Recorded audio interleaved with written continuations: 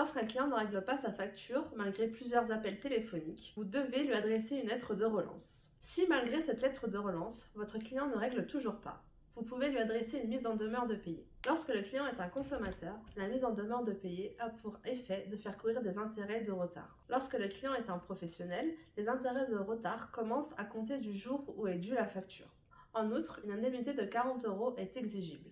Si malgré ces différentes relances, vous n'avez toujours pas obtenu le règlement de votre créance, vous pouvez procéder par voie judiciaire.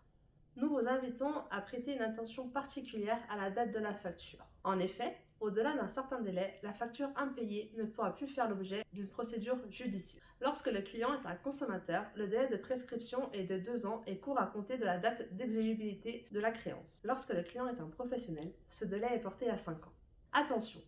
L'envoi d'une mise en demeure de payer n'interrompt pas le délai de prescription. Pour mettre en place une procédure d'injonction de payer, vous devez adresser au juge compétent une requête. Vous devez joindre à votre requête différentes pièces justificatives, notamment les factures impayées, les devis signés et également tous les courriers, les mises en demeure que vous avez adressées à votre client.